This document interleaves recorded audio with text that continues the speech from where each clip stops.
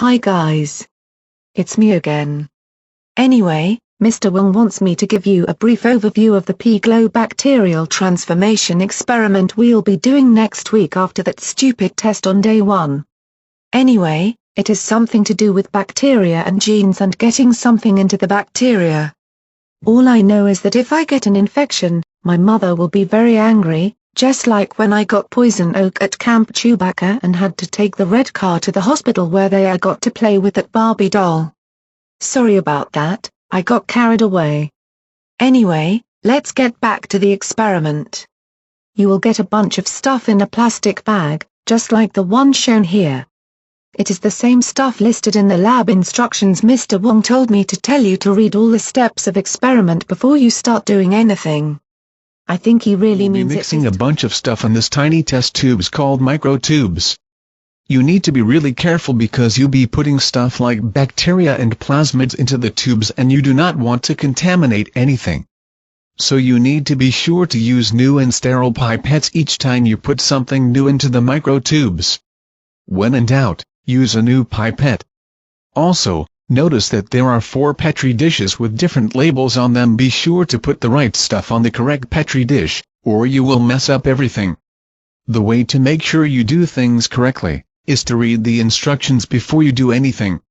Again, read the instructions before you start. We'll be placing the tubes in an ice bath for a while. It needs to be really cold, so I hope Mr. Wong has crushed ice. This is a very important step because you will also be placing the tubes in hot water bath too, and the sudden change between hot and cold has something to do with transformation efficiency. Here is a picture of the hot water bath. You will need to make sure that the change from hot to cold is really fast. I am not sure if the hot water bath comes before or after the ice bath. You will need to read the instructions to figure out which comes first. Again, read the instructions before you do anything.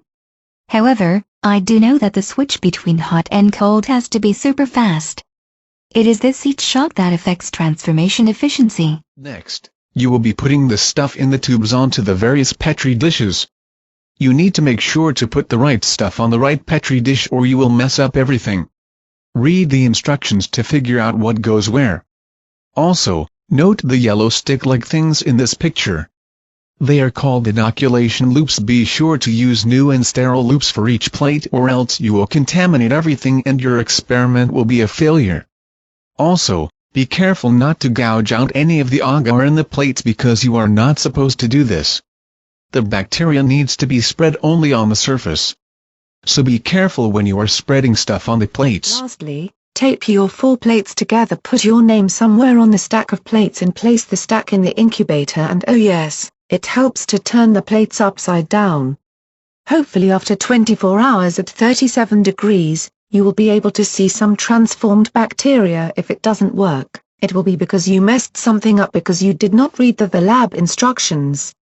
Good luck on your exam and tell Mr. Wong he needs to pay us more money.